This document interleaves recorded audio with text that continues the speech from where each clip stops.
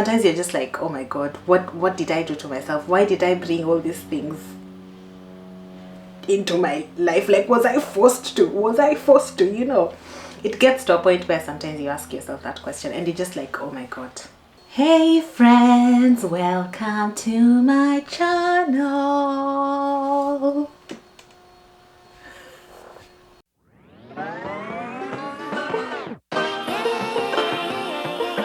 How have you been? How are you really doing? I am well, but let me tell you about how my day started. So, I was going to work today morning, and then I wake up, like I thought I had so much time to prepare.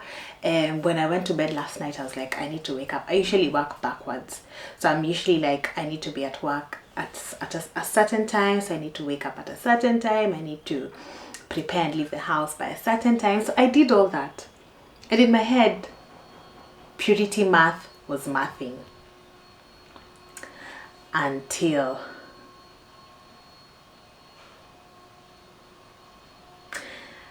I woke up.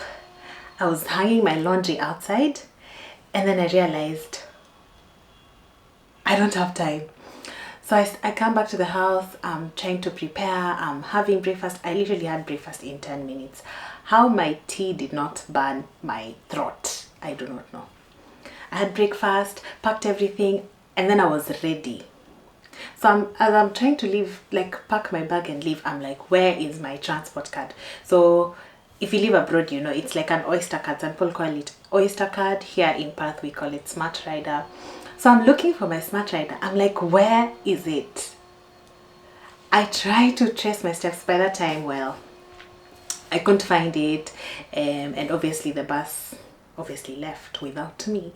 So I had to take an Uber. And I was just like, I literally got this new card this past week. And it's already lost. Like, I'm trying to retrace my steps. I've gone where I was yesterday. I can't see it. So one more spot before I report it lost. But obviously if someone has it, they've obviously used it. What can I do? Anyway, from the title, you already know what this video is going to be about. Without further ado, let's get started. I feel like people experience culture shock in different ways. I don't know if that makes sense. I don't know if you get what I mean, but living in a place where there's so many people from so many cultures and you get to interact with people and you get to see how people behave, how people act, how people speak, and certain things are just like shocks. Like leave the food out of it, leave the language out of it, there's more. And people experience different things. I think I've talked about how when I first came into summer and people were wearing like guys would be in driving their cars without a t-shirt, like just bare chested in shorts, and me, I'm like, okay. And people are walking the street in their undies and I'm like, okay. Like, as long as you've hidden your private parts, whatever you were told in school, you know, you remember that song, these are my private parts. These are my private parts. As long as those are hidden, you're good. That for me has been the biggest culture shock. Other than that, I don't think there's any, but people experience culture shock in different ways, and I would say that is one of the challenges that I've experienced, trying to adapt to a new culture, trying to adapt to even a new way of doing things. Like the story I was just telling you about the whole transport and bus system. In Kenya, a bus will literally wait for you to walk from your house to the road where it is. But here, they go by schedule. So if you miss the schedule, that's it. Bus will leave you. So yeah, totally different. That I've had to adjust. There's times I'm even running to catch the bus. And that, I think, is why they say people need cars. Another huge challenge I have experienced is homesickness. sickness. I think I have talked about this.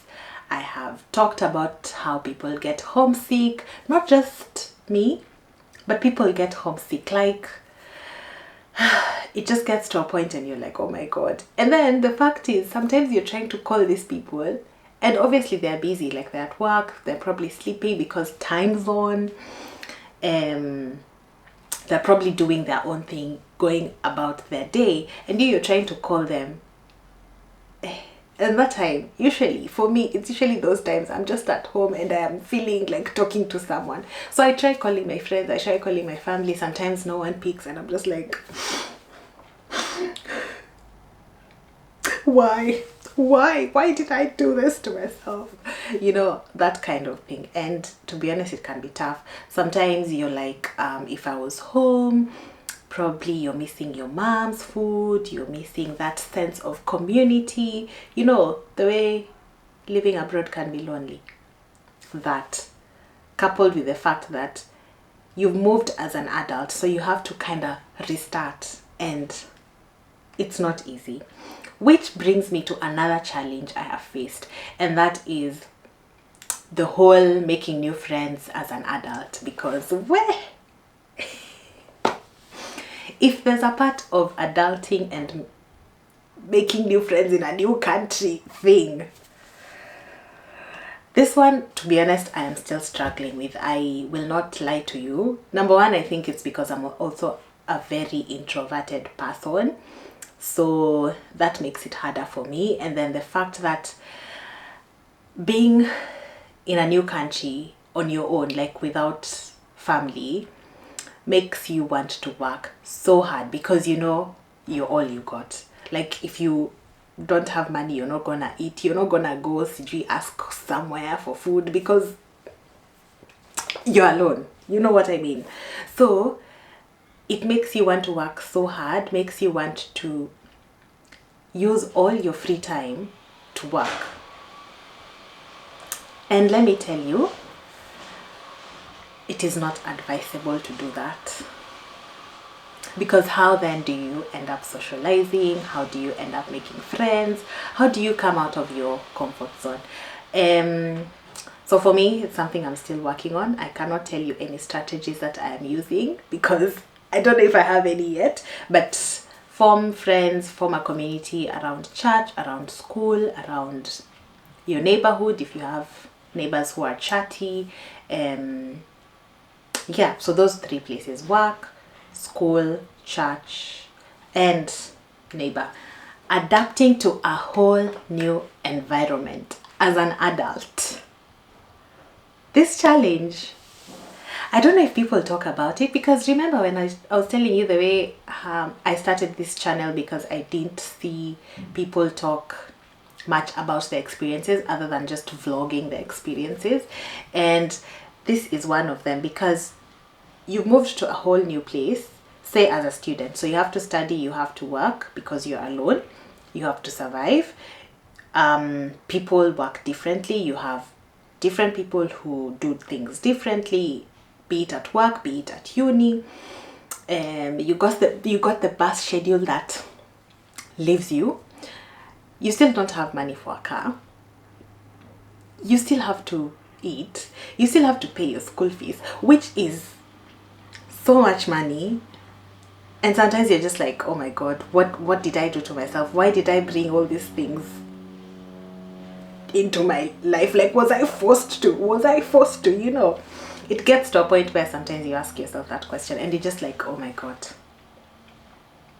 how will I overcome this? How will I overcome this? This ties to my last point on financial challenges, because let me tell you, it is not easy.